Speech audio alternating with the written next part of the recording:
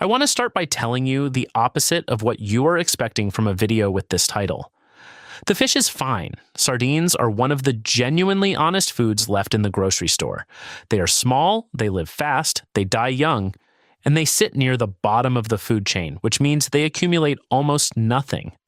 The Food and Drug Administration's own monitoring data puts the average mercury concentration in sardines at about 13 thousandths of a part per million. That is the lowest figure on their entire table of commercial fish. Canned light tuna runs roughly 10 times higher. Albacore runs closer to 27 times higher. So nobody is poisoning you, and I am not going to pretend otherwise to hold your attention. Here is the actual problem. The sardine is one of the last honest foods in the grocery store. The can it comes in is not. I bought 12 cans from 12 stores in the same week, and I put every one of them through 5 tests you can run yourself. 3 passed. Let me show you what happened to the rest. To understand why the can is the problem, you have to know what happened to the American sardine, because it is one of the strangest industrial stories in this country, and almost nobody tells it anymore. Monterey, California, was the sardine capital of the world. That is not a slogan, that is a description. Frank Booth opened the first cannery there in 1902, and by the early 1940s, more than 30 canneries and reduction plants lined a street called Ocean View Avenue. At its peak, the Pacific sardine catch ran around 700,000 metric tons in a single season. It was the largest fishery in the Western Hemisphere. John Steinbeck wrote a novel about that street, and in 1958, the city renamed it Cannery Row after his book. And then the fish disappeared. Through the late 1940s and into the 50s, the population collapsed from a combination of serious overfishing and a natural decades-long swing in ocean temperature that nobody at the time understood. California eventually legislated a moratorium on commercial sardine harvests that ran from 1967 to 1986. The last cannery on Cannery Row closed in 1973, and its building is now the Monterey Bay Aquarium. Meanwhile, on the other coast, Maine had its own sardine industry, more than 40 canneries at its peak in the early 1950s, putting out over 300 million cans a year. That collapsed too, slowly, over decades. And on the 18th of April 2010, the Stinson Seafood plant in Prospect Harbor, Maine, packed its last can and shut down. It was the final sardine cannery in the United States, and its closing ended 135 years of American sardine processing. About 130 people lost their jobs. Here is the detail that reframes everything that follows. What Maine had been packing and selling as sardines for most of a century was not the Pacific sardine at all. It was Atlantic herring. By the 1970s, workers on that line were placing pre-sliced sections of herring into the cans. And that is the pivot this whole video runs on. When the American sardine vanished, the word sardine did not vanish with it. It just stopped meaning a species and started meaning a size. So before any brand appears, here are the 5 tests and the reasoning behind each one. Because I am not going to tell you a can failed without telling you exactly what it failed at. Test 1, species declaration, and this is the big one. Sardine is not a fish, it is a category. Under the International Food Standard for canned sardines, something like 20 different species can legally end up in a can labeled sardines, including the European pilchard, the Pacific sardine, 7 or so members of the Sardinella genus, the European sprat, Atlantic herring, and even certain anchovies. And in the United States, there is no equivalent of the canned tuna rule. Canned tuna has a federal standard of identity with an enumerated species list. Canned Pacific salmon has one. Canned sardines do not. The governing policy is essentially that the term sardines is permitted on canned products prepared from small clupioid fish, with sea herring, European pilchard, and bristling or sprat, all commonly packed and labeled as sardines. So a can that says only sardines is telling you a size class. A can that says bristling or sprat or Prince Sardina pilchardus or Sardinops sagax is telling you more than the law requires it to. That is the single most useful signal on the entire package. Test 2, Drained weight, same math as any canned fish. The net weight on the lid includes the oil or the water. The drained weight is the fish. That is what you are actually paying for. So I opened every can, poured off the liquid, and weighed what was left. But the finding I care about most here is simpler than any number I got. And you can check it without a scale. Does the can declare a drained weight at all? Some do. Many only print net weight and let you guess. A brand that prints the drained weight is inviting you to check its work. A brand that prints only net weight has made a decision about how much you get to know. Test 3. Oil honesty. This one takes 2 seconds and it is rampant in this category. If the front of the can says packed in olive oil, then the ingredient list should read olive oil and nothing else. If it reads olive oil and sunflower oil or olive oil and soybean oil, that is a blend. The olive oil is on the front for the marketing. The cheaper oil is in the can for the cost of goods. Nobody is breaking a law. They are just letting you finish a sentence they never actually said. Test 4, origin and traceability. Does the can name a country? Does it name a fishery or an ocean? Is there a third-party certification like Marine Stewardship Council or Friend of the Sea, which require independent audits and chain of custody documentation, so the fish in the can traces back to the fishery on the label? Morocco and Poland and Portugal are not shameful secrets. They are simply where the fish is. A can that will not say is making a choice. Test 5, the can itself.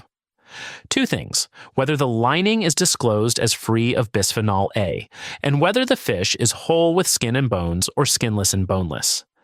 That second one matters more than almost anyone realizes, and we will come back to it, because the version marketed as easier is the nutritionally weaker one, and it usually costs more. 12 cans, 12 stores bought in the same week to eliminate sales cycle variation. 1 brand per store. And I will be honest with you about something. Opening 12 cans of sardines in a single afternoon is not a thing a reasonable adult volunteers for. My kitchen smelled like a working harbor for 3 days. I ate a lot of sardines that week. I regret none of it, and my wife regrets all of it. Let us get into the results, starting at the bottom, because that is where the useful information lives, the bottom tier. These are cans where the label is doing the least work and where nearly every test comes back with silence rather than a wrong answer. The discount tier first, the dollar store can, whatever the house label happens to be in your region. Credit where it is due. And this is real. This is often the cheapest complete protein in the entire store. It is shelf stable for years. It is federally inspected. And for somebody feeding a family on a tight budget, that is not nothing. It is a genuinely useful food at a genuinely useful price. Now the tests. Species, no. It says sardines and stops. Origin, usually a country of origin somewhere in small type, because that much is required, but no fishery and no certification. Oil, typically soybean oil, and to be fair, it says so plainly rather than dressing it up as something else. Drained weight, not declared. So that is a can telling you almost nothing at a price that reflects it. It fails on emptiness, not on deception, and it never promised you more. Hold that standard, because several cans much further up this list scored the same while charging 3 times as much. Great value from Walmart. Same structural position, more shelf presence.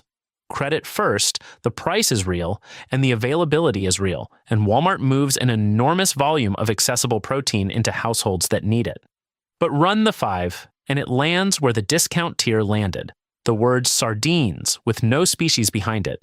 A packing medium that is usually soybean or vegetable oil. Net weight on the front and no declared drained weight. And here is where I want to be precise, because it would be easy to say something dishonest here. Nothing about this can is illegal or unsafe. The fish inside is almost certainly fine. And it is almost certainly very low in mercury like every sardine on this list. The failure is informational. You cannot tell what you bought. Chicken of the Sea from Safeway. This is a name with real recognition, a brand that has been in American pantries for the better part of a century, and it deserves a genuine credit before anything else. The company has publicly committed to sustainability standards, and its tuna business publishes far more sourcing detail than most. But the sardine can specifically is where the category's habits show.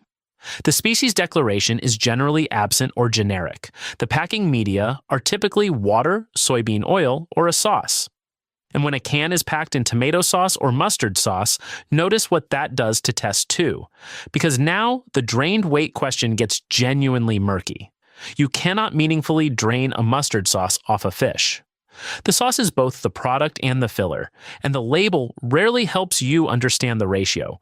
That is not fraud. It is just a place where the number that matters becomes unmeasurable by design, and a storehouse brand, whichever chain you shop, Kroger's or another. The pattern repeats so precisely at this tier that I could have written the segment before I opened the can. Sardines, unqualified. Origin present, because it must be. No certification, no declared drained weight. What I want you to notice is that this is not 4 companies each independently deciding to tell you nothing. This is a category norm. When every can at a price point discloses the same minimum, that is not a coincidence, it is an equilibrium. And I will explain how that equilibrium got built before the end of this video. Quick question before we go up a tier, and I actually want the answer. How often are you eating these? Once a month? Or are these a real weekly staple in your house? And more specifically, do you buy bone-in or skinless and boneless? Drop it in the comments because the second question changes the nutrition math more than anything else in this video, and I want to know which way this audience leans before I make my recommendations. Now the middle. This is the tier I find most interesting, and it is the one nobody else covers because the verdict is uncomfortable. These are not dangerous. They are not honest either. They pass some tests and quietly fail others, and they are usually wearing a name you have trusted for decades. Beach Cliff. And I have to slow down here because this is the most poignant can in the entire test.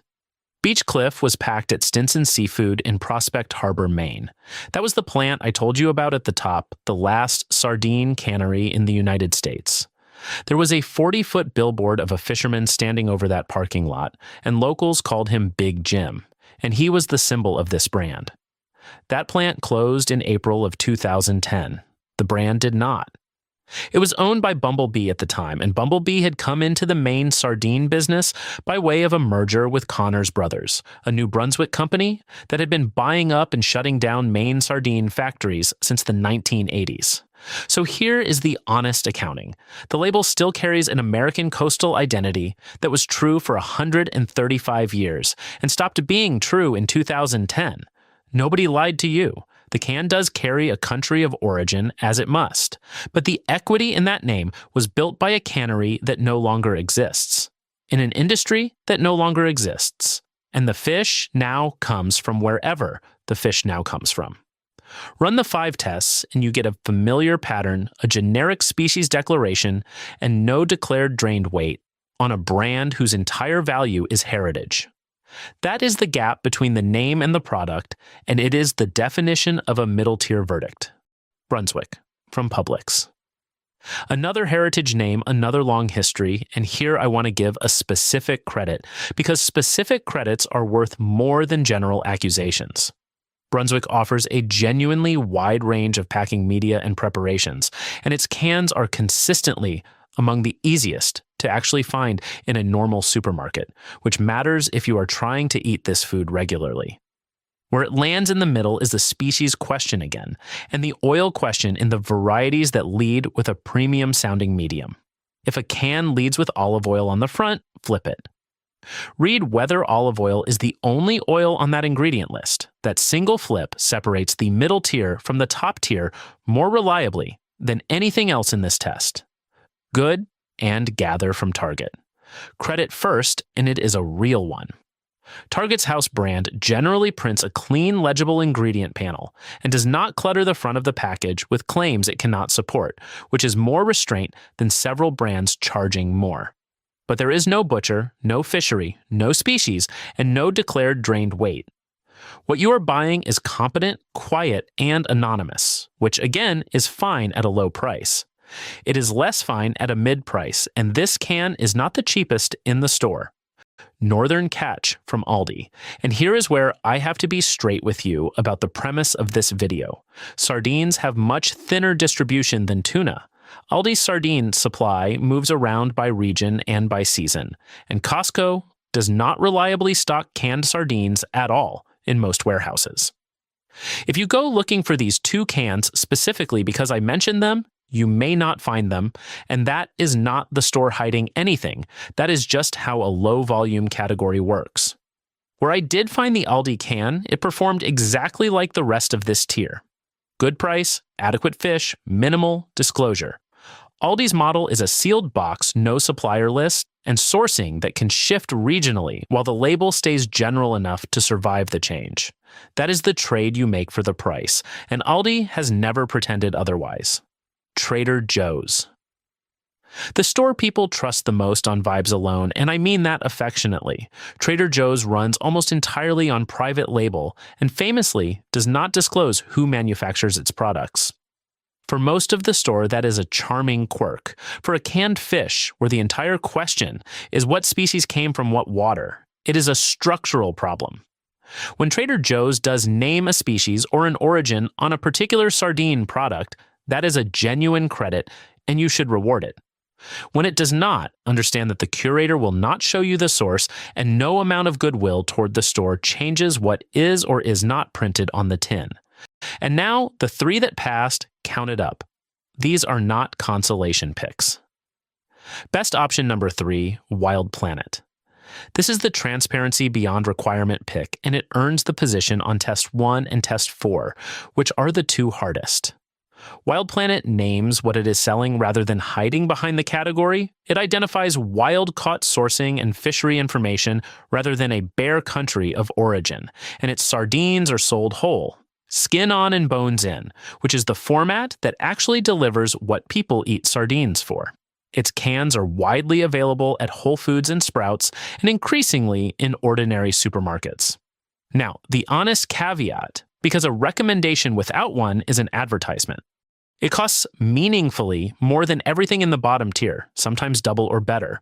If you are eating sardines because they are the cheapest good protein in the store, that price difference is not trivial, and I am not going to pretend it is.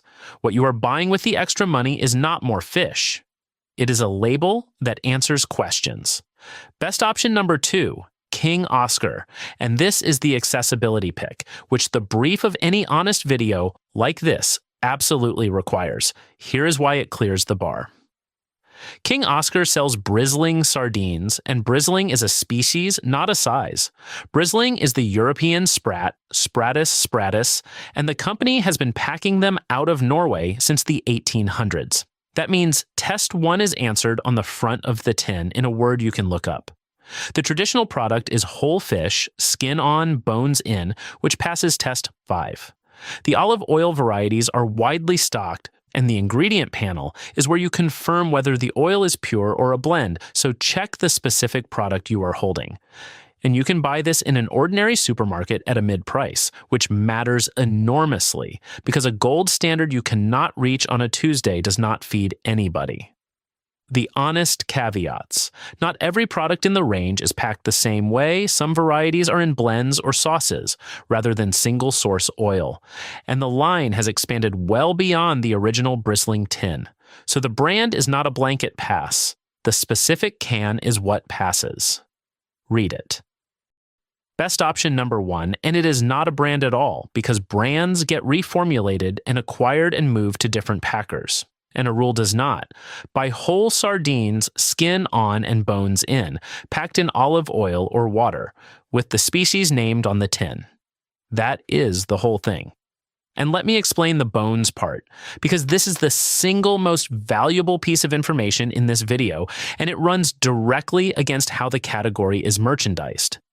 The reason sardines are a nutritional standout is not only the omega-3 content, it is that you eat the entire fish, and the canning process softens the bones until they are effectively undetectable in texture, which makes a can of sardines one of the best non-dairy calcium sources in the entire grocery store. Remove the bones and you remove most of the calcium. So the skinless and boneless version, the one marketed as easier and more approachable, the one aimed at people who are nervous about sardines, is the nutritionally weaker product. And it usually costs more because deboning is labor. You are paying a premium to have the best part taken out. If you take one thing from this video, take that. Now, the part I most want you to hear, because the individual cans matter less than the system that produced them. Why is this whole category allowed to be so vague? 3 reasons, and none of them are a conspiracy. First, there is no federal standard of identity for canned sardines in the United States.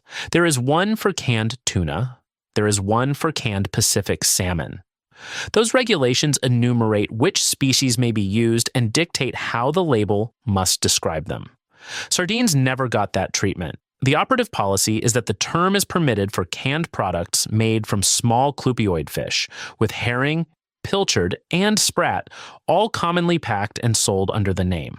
So the vagueness is not a loophole somebody found. It is the baseline. There is nothing to violate. Second, the international standard that does exist is permissive by design. The Codex standard for canned sardines and sardine-type products lists roughly 20 acceptable species across several genera.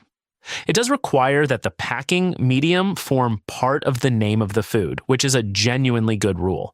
And it requires the name to identify a country, a geographic area, the species, or the common name. But that is a menu of options, not a species mandate, and a country name satisfies it just as well as a Latin binomial does. Third, and this is the economic engine underneath the other two. Since 2010, effectively all of this is imported. When the last American cannery closed, domestic accountability closed with it. What arrives now comes from Morocco, Portugal, Poland, Latvia, Norway, Thailand, and elsewhere, through supply chains that are long, multinational, and largely invisible from a grocery shelf. And when disclosure is optional and enforcement is thin, honesty becomes a cost rather than an advantage. It costs more to name your species, more to source a single origin olive oil, more to print a drained weight you can be held to. The brands that do those things carry a higher cost of goods and compete on price against brands that do not. That is not cynicism, that is arithmetic. And it explains the equilibrium I mentioned earlier, better than any accusation of bad faith would. There is a comparison worth making here. The European Union requires species-level declaration on seafood labels, along with production method and catch area. You cannot sell a tin in Germany that identifies its contents purely as a size class. The United States has not followed for sardines. The industry is not hiding this. Nobody has required it to change. So here is your rule, and it is 2 halves, and you can run it in any store in this country in about 10 seconds. Name the fish, name the oil, name the fish. If the tin says only sardines, you know the size of the animal and nothing else. If it says bristling or sprat or pilchard or prints an actual species name, that company chose to tell you more than the law required. Transparency is a signal. Reward it, because reward is the only mechanism that exists here. Name the oil. If the front says olive oil, the ingredient list should say olive oil and stop. If a second, cheaper oil appears, you now know what the front of that can was doing. It is not poison, and it is not illegal. It is just a sentence somebody let you finish for yourself. And 3 smaller things worth carrying. Buy bone-in and skin-on always, unless you have a specific reason not to, because that is where the calcium lives. Prefer a can that declares a drained weight, because a company that prints that number is inviting you to check it.